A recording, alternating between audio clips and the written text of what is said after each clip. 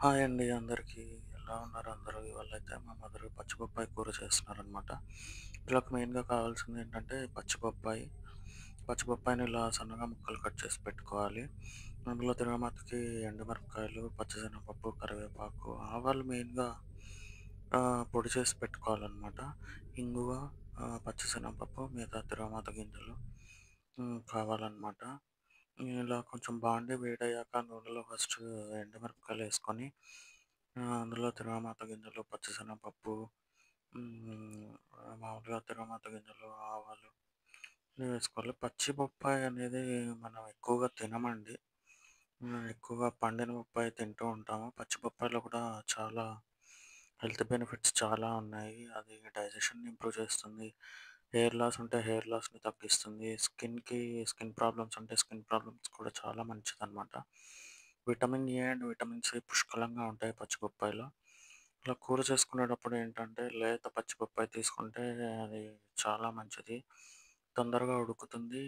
Taste కూడా చాలా బావుంటుందనమాట. అదే ముదురు బొప్పాయి తీసుకుంటే మనకి ఉడకడానికి చాలా టైం పడుతుంది. మనకి టేస్ట్ కూడా తెలియదనమాట. అదే ఇలా నూనెలో అన్ని తిరగమాత గింజలు వేసుకున్నాక, ఆవాలు కొంచెం చిటపటమన్నాక అందులో పచ్చి బొప్పాయి ముక్కలు వేసుకోవాలండి. నేనైతే పచ్చి బొప్పాయి తెనాలి మార్కెట్‌లో తీసుకున్నాననమాట. ఒక్క కాయ నాకొచ్చి రూ. 5 అలా పడిందనమాట. బేరం చేసి తీసుకున్నాను. ఒక 5 కాయలు తీసుకున్నాననమాట. హ్మ్. తిరగమాతలో మనం ఇంగువేసుకునే కంటే ఇలా ముక్కల్లో ఏసుకుంటే ఆ వాసన కూర ముక్కలకి పట్టి చాలా టేస్ట్‌గా ఉంటుందండి.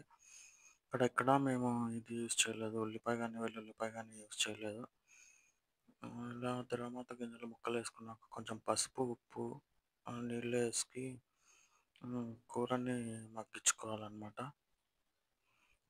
ఇవి ఈ వెల్లుల్లి ఉల్లిపాయ, వెల్లుల్లి లేకుండా చేసుకున్న వంటలు చాలా బావుంటాయండి. పచ్చిబొప్పాయి గురించి చెప్తున్నా గదా! పచ్చిబొప్పాయిలో vitamin A and vitamin C చాలా బావుంటుంది.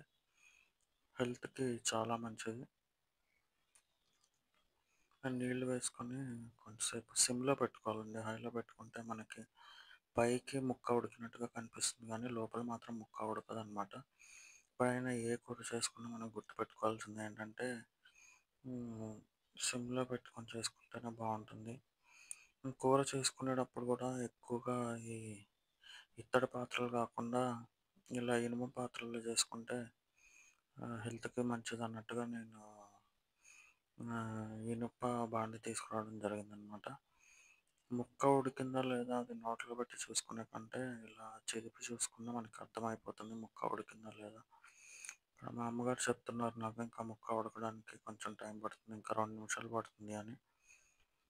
మళ్ళీ కాసేపు కొంచెం నీళ్ళేసి మళ్ళీ మూత పెట్టారనమాట. మీరు కూడా ట్రై చేయండి. ఒకసారి పచ్చి బొప్పాయి కనుక మార్కెట్‌లో దొరికితే మీరు ట్రై చేయండి. కానీ చాలా బావుంటుంది. ఈ పచ్చి బొప్పాయి ఏంటంటే ఇలా ఆవబెట్టిన కూర కాకుండా ఆవబెట్టి చేసుకోవచ్చు. లేదా పచ్చి కొబ్బరి వేసి చేసుకోవచ్చు. లేదా పెసరపప్పు వేసి చేసుకున్నా మనకి కూర చాలా బావుంటుంది. చూస్తున్నారు గదా! నీళ్ళన్నీ ఇంకిపోయినాయి. ముక్కయితే ఉడికిపోయింది. కూర కూడా రెడీ అయిపోయిందనమాట. ఇలా ఆవబెట్టి చేసుకునేటప్పుడు మనం మెయిన్‌గా గుర్తుపెట్టుకోవాల్సిందేంటంటే కూరంతా బాగా చల్లారినాకే ఈ ఆవపొడేసుకోవాలనమాట. లేదంటే కూర మనకి చేదొచ్చేస్తుంది. అది మాత్రం చాలా మెయిన్ థింగ్. ఆవపొడి మనం ఎంతేసుకోవాలంటే కొంచెం ఒక ఒక చ చిటికెడు వేసుకుంటే మనకి సరిపోతుందనమాట. నేనైతే ఇక్కడ దంచి ఇచ్చాను మా అమ్మగారికి. అదే వేస్తున్నారు. మిక్సీ ఉందండి. కాకపోతే ఆ టైంకి కరెంట్ పోయిందనమాట. నేనే అవి దంచిచ్చాను. జాగ్రత్తగా దంచిచ్చాను. అవన్నీ ఎక్కడ కింద పడిపోకుండా. ఇలా కూర బాగా చల్లారిన తర్వాత ఇలా ఆవాల పొడేసుకోవాలి. ఆవాల పొడేసుకొని వేడి వేడి అన్నంలో నెయ్యేసుకొని తింటే గనక కూర చాలా బావుంటుంది. కేరళ సైడ్ ఏంటంటే ఇదే కూరని కొబ్బరి పాలతో చేస్తారనమాట. అది వాళ్ళ స్టైల్‌లో చేసుకుంటారు. ఇక్కడ మనం తెలుగు వాళ్ళం కాబట్టి ఇలా ఆవపిండి గాని ఏసుకొని చేసుకుంటే బావుంటుంది.